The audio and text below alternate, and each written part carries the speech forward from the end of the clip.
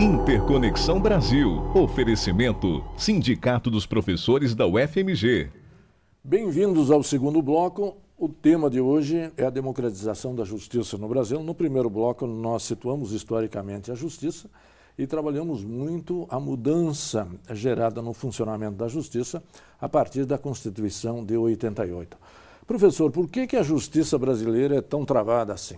Tá. Então, só completando muito rapidamente o raciocínio anterior, né? Só lembrar que as três grandes decisões que o STF tomou intervindo no sistema político foram, então, a derrubada da cláusula de barreira, a imposição da fidelidade partidária e, em terceiro lugar, a obrigação do Senado de rever certos procedimentos eleitorais que não eram públicos. Todos são corretos, mas, na verdade, mexeram, vamos dizer, no equilíbrio de poderes. Perfeito. Por que a justiça brasileira é tão travada? Né?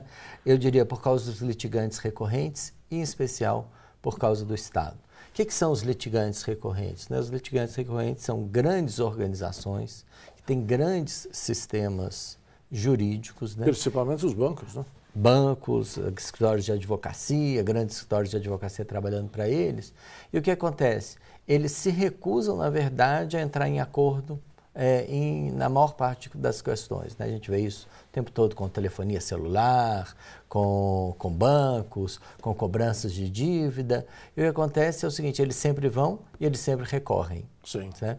E com isso você tem um sistema de justiça muito travado, mas os nossos dados, no entanto, diferente de dados de outras partes do mundo, mostram que, na verdade, o grande litigante brasileiro é o Estado. O próprio Estado. O estoque de ações na Justiça de São Paulo em 2011 era de 18 milhões e 10 milhões eram execuções fiscais de prefeituras do Estado de São Paulo. Perfeito. No livro, os senhores têm trabalhado com a Justiça no Rio Grande do Sul, São Paulo e Minas. Isso. Que diferenças e semelhanças existem entre elas? Bom, por que nós escolhemos esses três estados? Porque a gente acha que eles são representativos de diferentes dimensões da justiça brasileira, né? O Rio Grande do Sul, como você conhece muito bem, né, Domingos? Ou conhecia, né?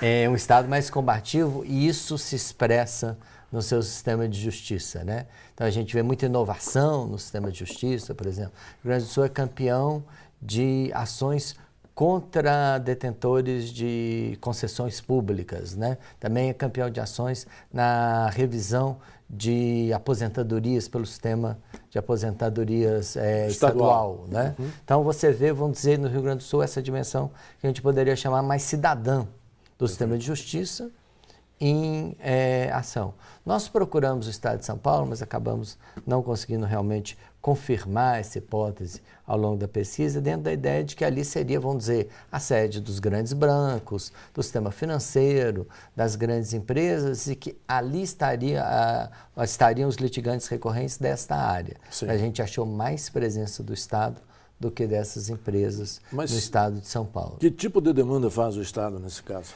Não, é impressionante porque, assim, o Estado, frequentemente, o que as prefeituras fazem é cobrança de IPTU, né? E elas fazem cobrança de IPTU de valores muito pequenos, né? Mas não é só o Estado de São Paulo, não é só a cidade de São Paulo. Por exemplo, 50% das ações no Fórum da cidade de Recife são cobranças de IPTU com valor menor de que R$1.000. Né? Então, na verdade, seria muito mais interessante, primeiro que isso tem um custo. Claro. Não vamos nos enganar que o Estado, que manter todas essas ações não tem um custo para o Estado, para as prefeituras, sim, isso tem um custo, né? Em segundo lugar, né? Torna mais lenta a tramitação de coisas muito importantes. Perfeito. E vindo para Minas Gerais? Vindo para Minas Gerais, o que a gente encontra em Minas Gerais? Minas Gerais é um estado que eu, pessoalmente, gosto muito de pesquisar, porque eu digo o seguinte, nós somos, na verdade, um espelho do país como um todo. Quando você investiga o norte de Minas, tem características muito parecidas com a região Nordeste, o Triângulo tem características muito parecidas com São Paulo, a Zona da Mata, características muito parecidas com o Rio. Então, a gente tentou ver um estado que tivesse, vamos dizer, características semelhantes ao conjunto do país, por isso a gente fez Minas Gerais. E isso foi confirmado mais uma vez? Não? Acho que sim. As Minas são juntas de novo? Minas Gerais tem um problema seríssimo que a gente vai encontrar, né? Que se você traçar uma paralela de mais ou menos 45 graus do norte ao sul do estado, ela passando por, vamos dizer, um pouco acima de Belo Horizonte, você vai encontrar municípios muito pobres na região norte, e o que você encontra ali, muito pouco acesso ao sistema de justiça, provavelmente espelhando o que ocorre na região nordeste do país, e a gente encontra um outro panorama na região central e sul do estado. Quer dizer que há uma relação, então, entre as áreas mais desenvolvidas e as menos desenvolvidas, com maior ou menor acesso à justiça. Exatamente. Isso ficou muito claro. Essa é uma das principais conclusões do nosso livro. Nós utilizamos o IDH para tentar mostrar quais eram os municípios sede e os municípios não sede de comarcas. O que a gente percebeu é que o IDH é fundamentalmente um marcador, né? Os municípios mais ricos são aqueles nos quais estão concentradas as comarcas. O senhor também mencionou que aumentou a demanda à justiça. Esse aumento se deve exatamente aos recorrentes litigantes ou também houve um aumento pela maior participação da população das diversas classes sociais brasileiras?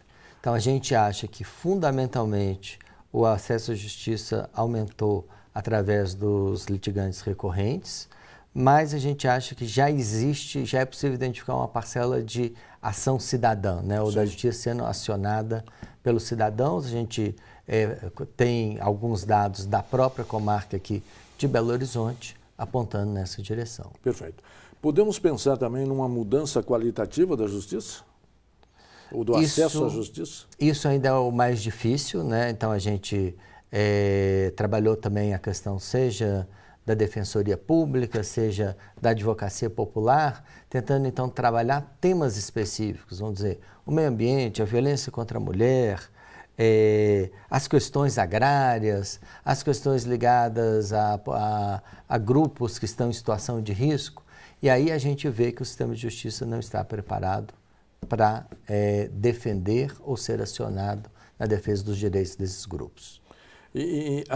Se pode notar, eventualmente, algum progresso em alguns segmentos, por exemplo, a luta pela terra, que é um movimento propriamente nacional e que também tem um movimento social, o MST, por trás, que é um movimento relativamente, comparado com os outros, bastante poderoso.